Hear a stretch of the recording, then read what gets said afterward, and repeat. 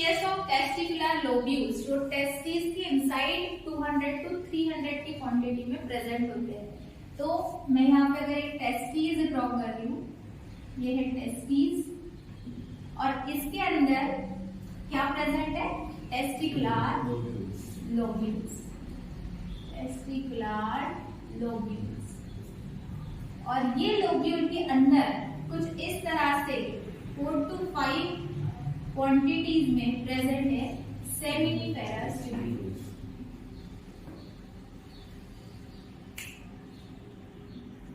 Seminiferous tubules, इन tubules को nutrient देने के लिए यहाँ कुछ सेल्स प्रेजेंट है, जो सेल्स का नाम है नर्स सेल। नर्स का काम ही वही होता है केयर करना। तो यहाँ पे नर्स सेल सेमिनिफेरस ट्यूब्यूल्स को न्यूट्रिएंट दे रहे हैं, है ना। देन क्या होता है, इस नर्स सेल को हम कहते हैं सस्टेंशियल सेल। इसका दूसरा नाम रखते हैं सस्टेंशियल सेल, या फिर तुम इसे बोल सकते हो सर्टोली सेल।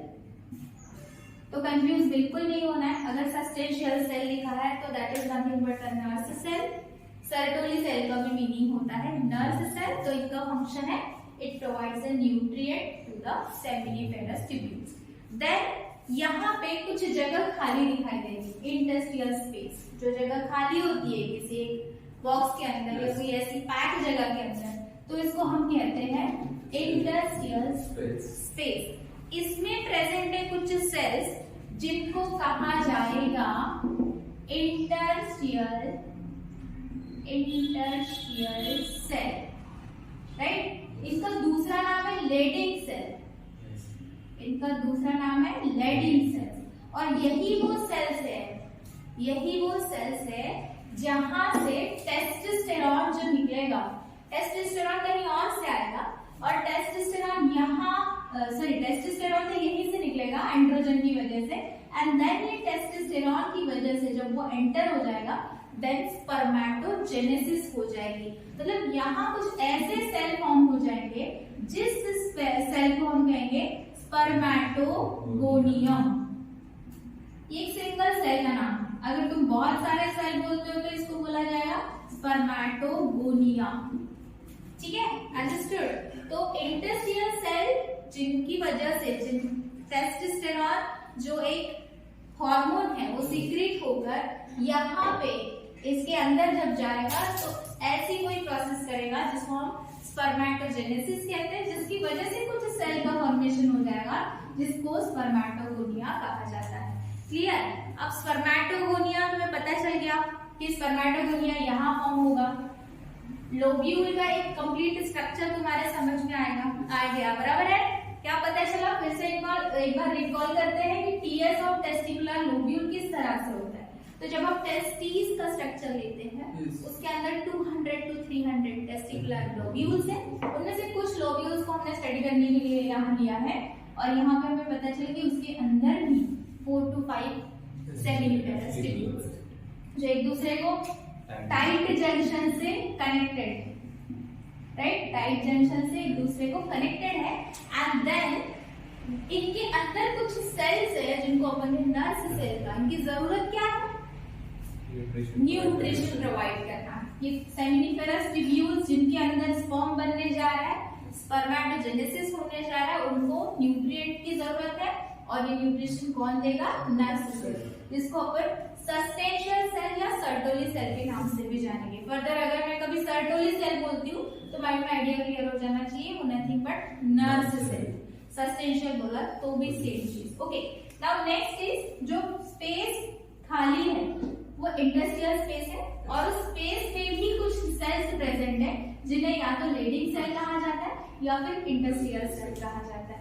और ये सेल होते हैं जो एंड्रोजन रिलीज करते हैं जैसे कि टेस्टोस्टेरॉन, और फिर वो एंटर होता है हमारे सेमिनिफेरस ट्यूब्यूल्स में।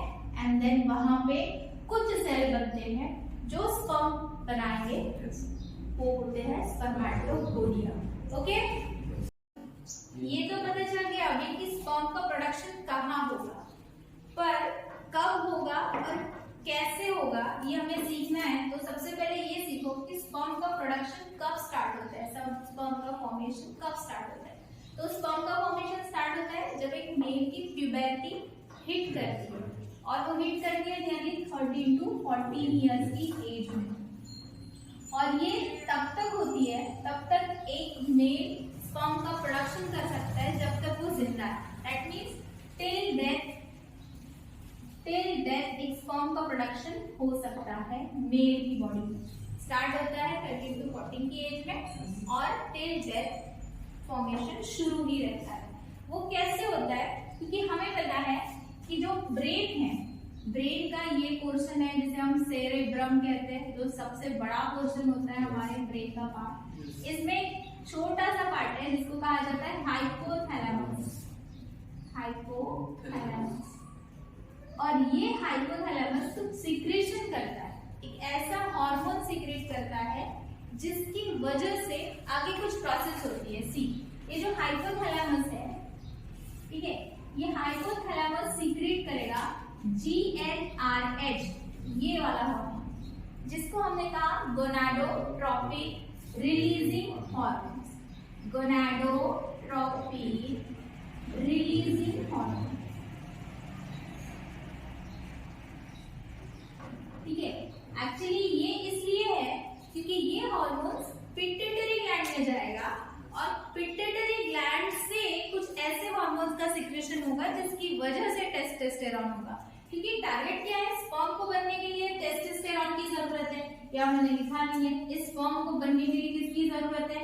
टेस्टोस्टेरॉन की जरूरत है, टेस्टोस्टेरॉन की जरूरत है। और ये टेस्टोस्टेरॉन कैसे आएगा भाई? ये एंड्रोजन है, और ये एंड्रोजन कैसे आएगा?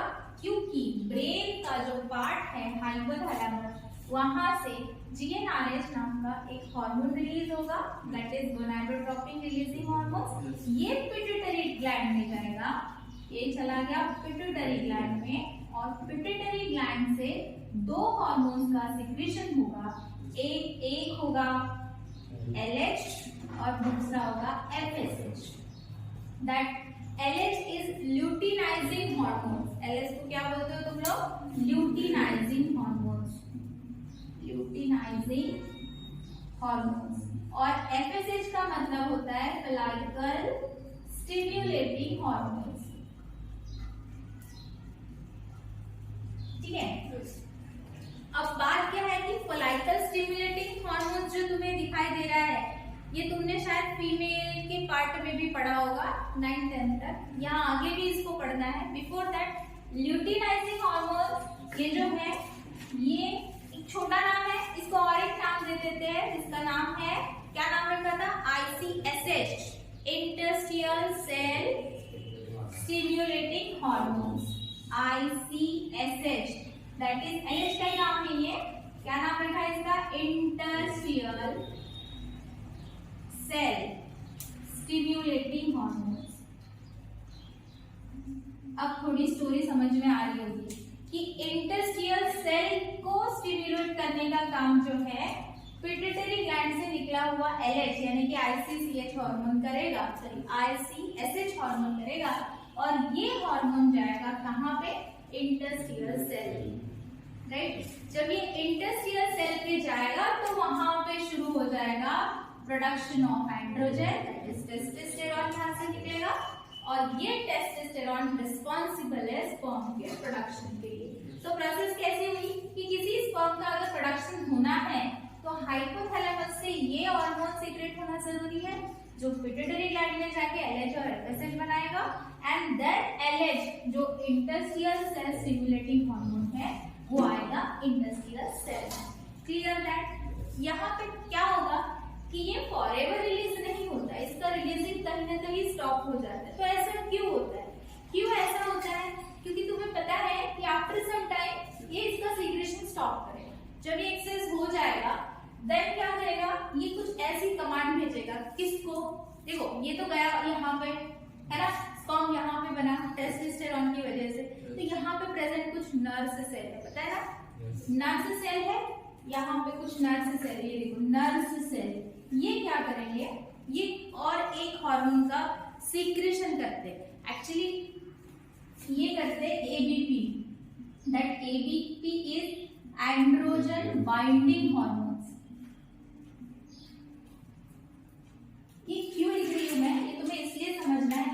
क्या है, तो जो यहाँ टेस्टोस्टेरॉन एंटर हुआ ना, देख लेडिंग सेल से टेस्टोस्टेरॉन बन के यहाँ पे आया ना, वो बाहर निकलने की भी कोशिश करता है, तो उसको बाइंड करके रखने का काम कौन करता है, एबीपी।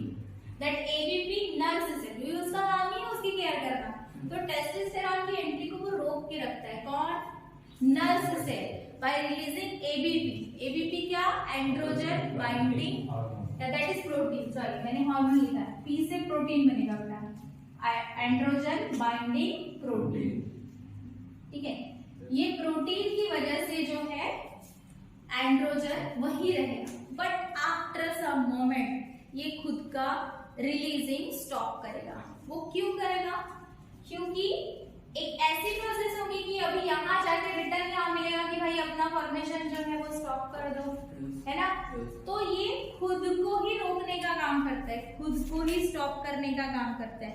जब ये खुद को ही स्टॉप करता है ना, अपनी प्रोसेस को खुद ही। एसेसरी डक्ट के पहले हमने क्या कंप्लीट किया कि टेस्टिस के अंदर जो स्पर्म फॉर्मेशन हो रहा है क्यों हो रहा है, क्यों हो रहा है, कैसे पता चला, क्योंकि हाइपोथैलेमस से कोई सिक्रेशन हो रहा था, देन पिट्यूटरी ग्लैंड में जा रहा था, वहां से कुछ सिक्रेशन हो रहा था, है ना, और वो सिक्रेशन की वजह से जो इंडस्ट्रियल सेल है वहां से टेस्टोस्टेरोन का सिक्रेशन हो रहा था, एंड्रोजन का सिक्रेशन हो रहा था, और वो एंड्रोजन कहाँ जा रहा था, तो जो लोब्यूल्स में जा रहा था, लोब्यूल्स के अंदर वो बाहर भी निकलने की कोशिश करेगा, लेकिन कोई है तो उसको रोक के रखेगा, एबीपी नाम के प्रोटीन से क्या हो जाएगा, नर्व सेल उसको बाइंड करके रखेंगे, ठीक है। फिर मैंने ये बताया कि आफ्टर सम मोमेंट ही अपने प्रोडक्शन को खुद ही रोक देता है, खुद ही कमांड देता है कि भाई अभी बहुत हो गया, अभी कोई जरूरत नहीं है, टेस्टोस्टेरोन को स्टॉप करना पड़ेगा। स्टॉप करने के लिए इधर जो बनाया था मैंने, शायद तुम्हें याद हो कि ल्यूटिनाइजिंग, एफएसएस, सबका सिक्रेशन स्टॉप होना चाहिए। तो जो सेल है, इंडस्ट्रियल सेल, उन्होंने खुद ही कमांड दी, नेगेटिव फीडबैक दिया कि अभी सारी प्रोडक्शन को रोकना पड़ेगा, ठीक है। यहाँ तक हमारा सिलेबस हुआ था, और अभी आगे हमारा टॉपिक है आज का एसेसरी डक्ट। एक मेल रिप्रोडक्टिव सिस्टम जो होती है ना, वो हमने पहले भी पढ़ा कि वो कब प्यूबेरिटी हिट करेगी तब जाके स्पर्म का प्रोडक्शन करेगी। तो थोड़ा डायग्राम ड्रॉ कर लेते हैं। ये जो मैंने ड्रॉ किया है ये यूरिनरी ब्लैडर। एसेसरी डक्ट क्या है कि कुछ ऐसे रास्ते हैं जो स्पर्म अभी सेमिनिफेरस ट्यूब्यूल में फॉर्म हो चुका है, उसको उसकी रिक्वायर्ड प्लेस तक ले जाना पड़ेगा। तो इसके लिए सबसे पहले यहाँ जो स्ट्रक्चर मैंने ड्रॉ किया है एक टेस्टिकुलर लोब्यूल का है, और इस टेस्टिकुलर लोब्यूल के अंदर 4 से 5 सेमिनिफेरस ट्यूब्यूल, राइट। ये है टेस्टिकुलर लोब्यूल, और इसके अंदर जो तुम देख रहे हो ये है सेमिनिफेरस ट्यूब्यूल्स, राइट।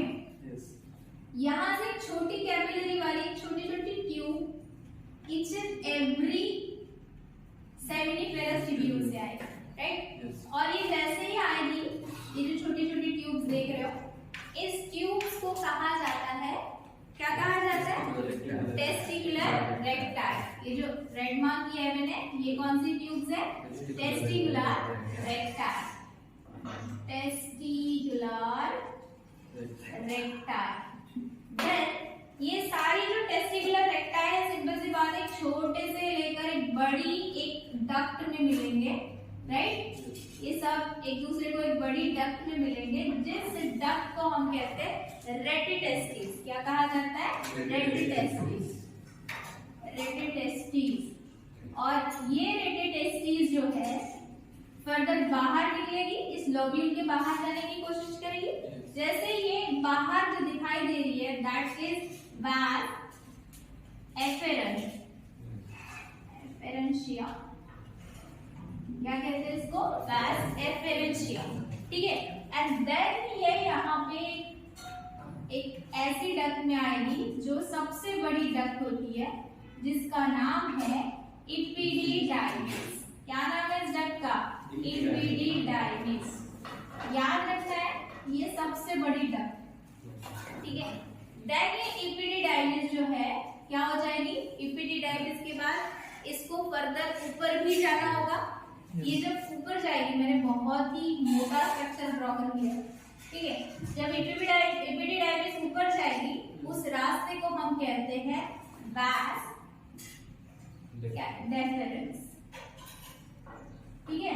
तो ये हमारे एक्सेसरी डक्ट, ठीक है। एक्सेसरी डक्ट में हमें कितने डक्ट पढ़ने हैं? सबसे पहले हमें पढ़ना है जो छोटे छोटे स्मॉल ट्यूब्स दिखाई दे रही है, टेस्टिकुलर रेक्टाइल, फिर टेस्टिकुलर रेक्टाइल से ये कहाँ जाएगा? रेटिटेस्टिस से ये कहाँ जाएगा? वास एफरेंशिया में, एंड देन ये आएगा कहाँ पे? एपिडिडाइमिस में, एंड देन ये स्पर्म जाएगा वास डिफरेंस में। तो हमारे एक्सेसरी डक्ट कौन से बनते हैं? एक और बार बताओ कौन से बनते हैं? सबसे पहले बनता है टेस्टिकुलर रेक्टाइल, फिर आता है रेटिटेस्टिस, फिर आता है वास एफरेंशिया, फिर आता है एपिडिडाइमिस, एंड देन लास्ट आता है वास डेफरेंस, ठीक है। ये रहे एक्सेसरी डक्ट। इसके बाद भी डक्ट पढ़ने हैं, ठीक है। इसके बाद भी कुछ डक्ट आएंगे, क्योंकि अभी तो सिर्फ यहीं से गया, वास डेफरेंस से गया, इसको बाहर भी निकलना है। तो अभी हम वो स्टडी करेंगे कि ये स्पर्म यहाँ से जाते वक्त इसमें क्या प्रोसेस होती है। इसको ईच एंड एवरी डक्ट से कुछ न्यूट्रिएंट मिलते हैं। Next concept is accessory glands. तो प्रोसेस कहाँ तक आप पहुंची थी? एक्सेसरी डक्ट तक। बट कुछ ऐसी भी जगह है, ऐसी भी स्पेसेस है जहां से सीक्रेशन होता है, बट उनको ग्लैंड्स इसलिए कहा जाता है क्योंकि उनके पास खुद के रास्ते ही नहीं है। वो डायरेक्टली अपना सीक्रेशन क्या करेंगे? ब्लड में मिक्स कर देंगे। तो यहाँ पे एक्सेसरी ग्लैंड्स जो होते हैं वो 3 तरीके के ग्लैंड्स, 3 ऐसी जगह है जहां से सीक्रेशन होगा। पहला है सेमिनल वेसिकल, हम एक डायग्राम से इसको सारी चीजें क्लियर करेंगे, जो फ्रुक्टोज को सिक्रेट करने का काम करेगा। देन आएगा प्रोस्टेट ग्लैंड, ये एक ऐसा ग्लैंड है जहां से कैल्शियम और फॉस्फेट के आयंस का फॉर्मेशन होगा, और इस वजह से उस स्पर्म को स्मेल या कलर प्रोवाइड होगा, ठीक है। देन आता है कॉर्पस ग्लैंड, ये म्यूकस सेक्रेशन का काम करता है फॉर ल्यूब्रिकेशन, ठीक है। एक मेल स्पर्म एक्चुअली जब वो बॉडी के आउट होगा, जिस प्रोसेस से वो आ रहा है, उस प्रोसेस से आते आते उसमें सिर्फ और सिर्फ 10% स्पर्म बच जाते हैं, और बाकी का जो पोर्शन होता है न्यूट्रिएंट प्रोवाइड करने वाला जो भी होता है, वो पूरा मिला के बनता है सीमन, और ये सीमन ही बॉडी के बाहर निकलता है जो हम सीखते हैं।